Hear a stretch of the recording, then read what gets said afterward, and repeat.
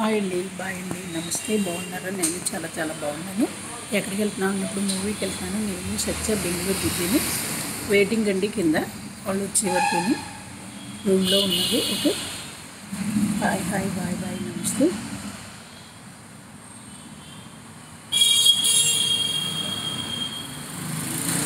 ఏంటంటే రాజు నాకు డబ్బులు ఇవ్వలేదండి. నేను అందరితో కూడా చెప్పాను, సత్యతో కూడా చెప్పానండి. నేను ఇచ్చేసాను అంటున్నాడంట. ఒకసారి రాజు గారిని వేసుకోండి, కానీ నేను ఎలా చేయాలో లేదు అంటే పోలీస్ కంప్లైంట్ ఇస్తాను, ప్రూఫ్లు ఉన్నాయండి. వాళ్ళ ఫ్రెండ్తో కూడా నేను రేపు ఇస్తాను, ఇంటి దగ్గర డబ్బులు ఉన్నాయి, ఫోన్పేలు లేవు అన్నాడు.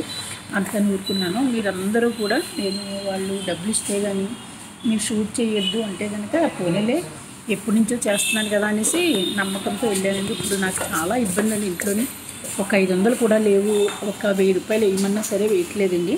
అందుకు మీరందరూ కూడా వాడిని వేసుకోండి. ఓకే, మళ్ళీ మీరందరూ అభిమానంతో నేను వాడి షూట్కి వెళ్ళొద్దు అన్నారు, మానేసానండి. ఓకే, నేను ఇంకో ఛానల్ పెట్టుకుంటాను, ఆ ఛానల్లోనే చేసుకుంటానండి. ఓకేనండి, హాయ్ అండి, బాయ్ అండి, నమస్తే. ఓ మూవీకి వెళ్తున్నామండి. మూవీకి వెళ్ళాక అది ఏ మూవీయో మీకు నేను చెప్తాను. ఇప్పుడైతే నాకు ఏం తెలియదండి. ఓకే, రాత్రి కొనుక్కున్నానండి పువ్వులు, ఎంతో ఇష్టంతో. మళ్ళీ పాడేయటం ఒప్పక మళ్ళీ పెట్టుకున్నానండి. ఓకేనండి, హాయ్ అండి, బాయ్ అండి, నమస్తే.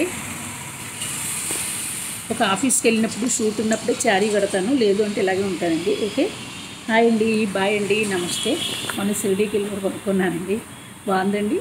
ఓకేనండి, హాయ్ అండి, బాయ్ అండి, నమస్తే. మా బుజ్జమ్మ కొట్లో బాగుండలేదు, బుజ్జమ్మకి బాగుండాలి అని మనస్ఫూర్తిగా నేను కోరుకుంటున్నానండి, బెంగళూరు బుజ్జమ్మకి. ఓకే, మరి పిల్లల బుజ్జమ్మ కూడా ఆయుర్వర్గాలతో నిండు నూరేళ్ళు చల్లగా ఉండాలని నేను కోరుకుంటున్నాను. వాళ్ళ అమ్మకి, వాళ్ళ నాన్నగారికి కంటి ఆపరేషన్ చేశారంట, ఆయన కూడా బాగుండాలని మనస్ఫూర్తిగా కోరుకుంటున్నానండి. మా అమ్మగారు కూడా ఆయుర్వర్గాలతో నిండు నూరేళ్ళు 100 ఏళ్ళు బతకాలని కోరుకుంటున్నాను. 80 సంవత్సరాలు అండి మా అమ్మగారికి. మా ఫ్యామిలీలో మా చిన్నత్త, మా అమ్మాయి ఉన్నారండి, కనవాళ్ళందరూ స్వర్గస్థులు అయిపోయారు. ఓకే, అలాగే మా పాప మాట్లాడకపోయినా, మనవాళ్ళు మాట్లాడకపోయినా వాళ్ళు ఆయుర్వేదంతో చల్లగా ఉండాలి అని నేను మనస్ఫూర్తిగా కోరుకుంటున్నానండి. మరి శుభవార్త మాంటేజ్ పడ్డిందండి. ఓకే, మరి తరుణ్ బాబు వచ్చి ఓకే చేస్తాను అన్నాడు. ఎందుకు వెళ్ళదు, ఎవరు దొబ్బుతారో చూస్తాను ఈసారి దొబ్బితే కనుక మనం పోలీస్ కేసు వేద్దాము అన్నారండి. సరే, ఓకేనండి, హాయ్ అండి, బాయ్ అండి, నమస్తే.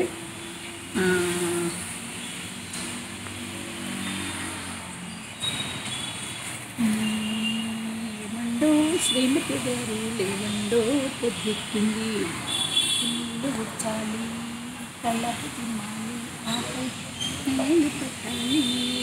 ఏమండో శ్రీమతి గారు లేవండో పొద్దుక్కింది, పిల్లండి పిల్లండి పిల్లండి, పిల్లి పిల్లి పిల్లి పిల్లి అంటే నా సాజిత్ గుర్తొచ్చాడండి. పిల్ల వచ్చేస్తాడు, తినేస్తాడు, వెళ్ళిపోతారు ఉన్నారు. అలాగే వాడు కూడా నేను పిల్లినండి, పాలు తాగి వెళ్ళిపోతాను ఓకే అన్నాడు. యూట్యూబ్ అబ్బాయండి, చూద్దాం. ఓకే అండి, హాయ్ అండి, బాయ్ అండి, నమస్తే.